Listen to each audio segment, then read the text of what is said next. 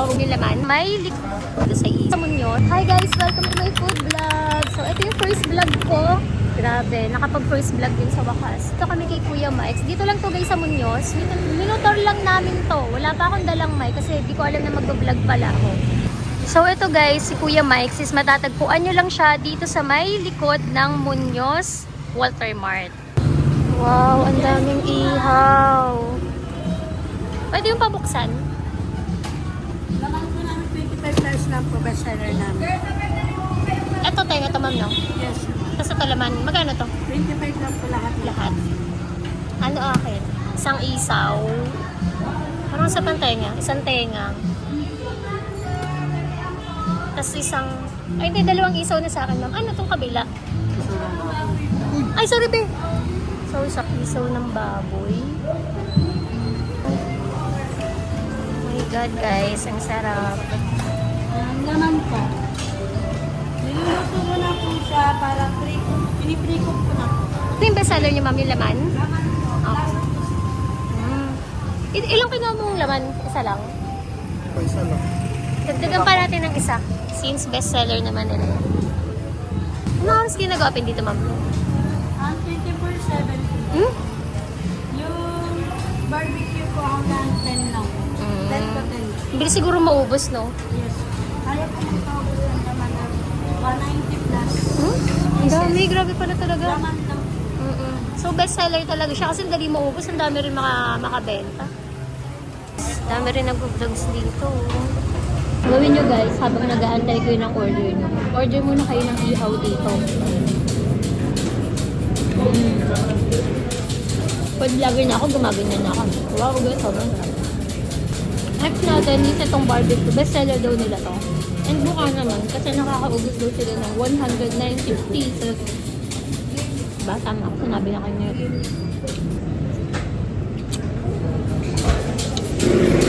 Huwag mo wala siya man. Parang hindi ko to kayang gayahin. Ang gagayahin ko. Ito.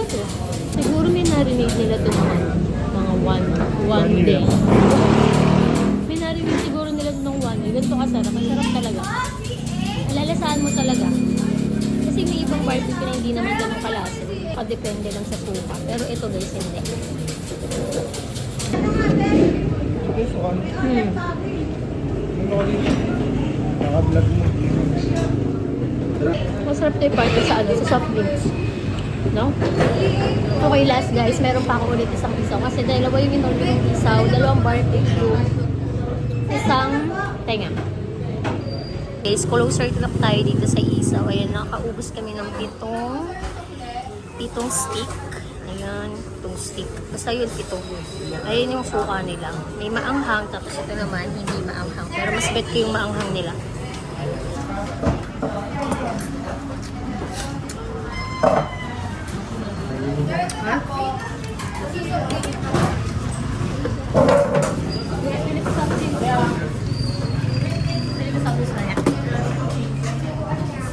Tsaka parang sanay na sila sa mga nag-vlog or mga pupunta ditong vloggeries. Kasi kapag hindi mo na sila tanongin, nagsasalita na talaga sila ng kung ano yung bestseller nila, kung magkano yung presyo. Talaga parang sanay na sila humarap ng camera. Humarap sa camera.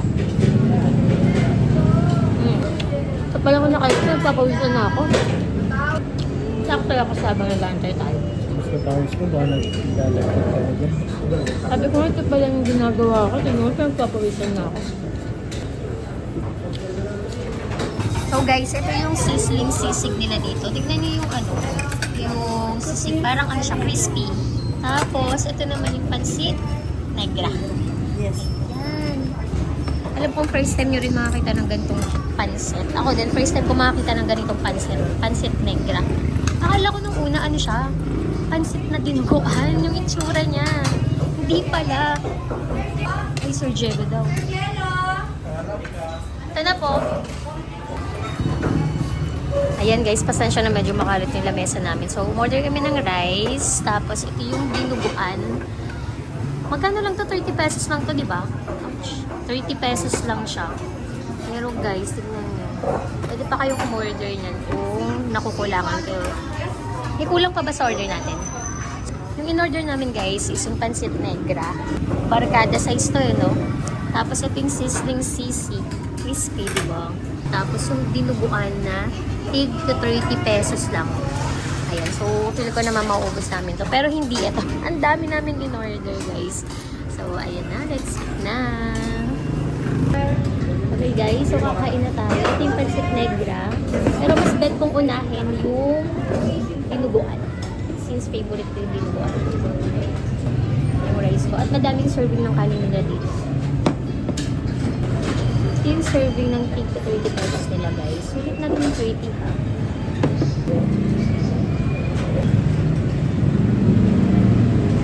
Ito yung gusto ko matutunan, dinuguan. Pero mukhang mahirap siyang gawin.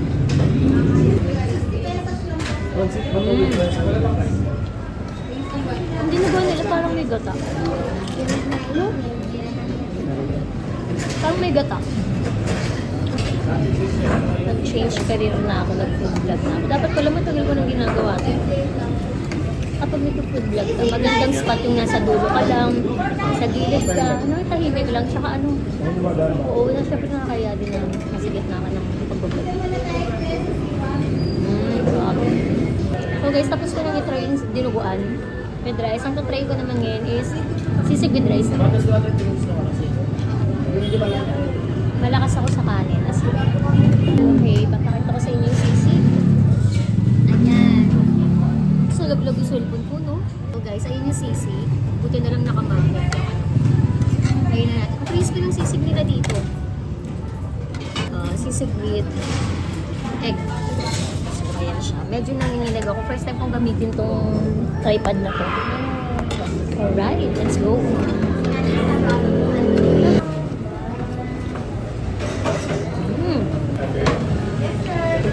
Malalisahan mo yung butter, no? Diba? Ang galing ko naman food vlog. So, malalasahan nyo guys yung butter. Yung crispy ng sisig. Parang dito pa lang ako nakatikim ng sisig na ano. Na crispy. Wala pa naman tayo nakatikim na ano, diba? Crispy sisig, no? Dito pa lang. At mukhang maghahanap pa tayo sa mga susunod nating vlogs. Oh my God! Perfect guys. Perfect team. May team. Bali mo naman magkaroon tayo ng team, diba? Sa lahat ng vlog. Ang next naman natin itatry is yung pancit negra. Na bago ang lahat, mag-softdrinks muna tayo na uwa. Siguro wala pa sa kalahati yung mababawas natin dito. Take out na lang natin.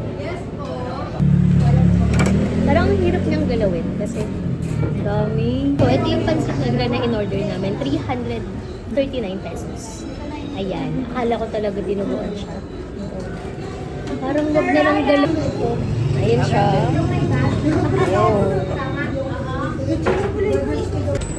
Lagyan natin ng sahog.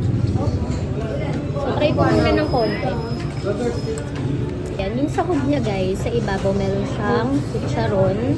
Tapos parang ginisang mga gulay, carrots, yung mga typical na laging nasa pancit. Yan. Tapos, kalamansi.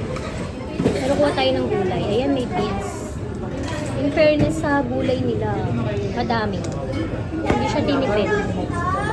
Okay. Tinabangan mo yung pagsubo ko. Nalala ko lang ito. Ano rin? Paano naman? Ha? Okay, let's go. Parang meron din pang butter. Kakaiba yung noodles, no? Kasi yung sa mga noodles na brown, yung pancit canton, iba yung texture nitong black na or negra na pancit. Ito nga. Kaya nila ito binibili. Saka hindi siya yung canton na, diba pag pancit canton makapal yung brown. Ito yung daan. Nag-uulam ka ng pancit canton. Ako nag-uulam ako ng pancit canton. Try naman natin kapag meron siyang kanin. Pero hindi mo pa na-try yung di ka lang talaga, ayaw mo lang talaga. Kami ng pamilya. Enjoy ni Papa to dito, no? Laso natin ang laman. Parang meron siyang seafood. Ano to? Baby squid? Ano to? Puset? Pusit. Ayun pala pusit. Tama ba? Kasi meron siyang ganyan mga laman. Pawisan ako. Sarap to, lalo na kapag naka-soft drinks. Kung sakaling nagtatrabaho din ako malapit dito, dito rin ang kakain. Kasi budget meal ka talaga dito, makakatipid ka. Hindi madumi yung pizza. Pwede na ako kumuha ng pansit. Oo, kumuha ka na ng pansit. Hindi ka pala makakuha ko. Hindi ko pa pala nakakatikim. Oh my God, matatapos na yung vlog ko, di ka pa pala nakakatikim ng pansit. In fairness, mahal ang mga seafood. Diba? Okay guys, pangalawa ko na to with kanin. Isog ka talaga dito, lalo na kung mga barkada, no? Family. Hindi kayo magastos ng malaki pag dito kayo kumain. Ito yung kapag sinabing barkada size. Barkada size talaga siya. Kasi diba merong mga kainan na pag sinabing barkada size, parang good for 2 lang, good for 3, ganyan. Hindi kayong fairness dito guys, hindi mawawala ng customer. Ang dami laging customer. May konti pa kaming sisig dito guys. Ayan. Tatakin natin siya. Yung sisig pa, sarap din to pang pulutan. No? Sige na ako. Tumakatubig. Medyo madami na yung takas sa likod ko guys. So, wait na lang namin guys yung pina-take out namin. Saka dadayuhin mo talaga siya. Kami galing pa kaming Malabon. Pumunta pa kami dito sa Muñoz para kumain lang dito. So yun guys, ito na yung first vlog ko, food vlog. First time ko siyang ginawa. So siguro naman may next pang vlog net. So yun lang. Bye! Okay guys, so uwi na kami. Bye!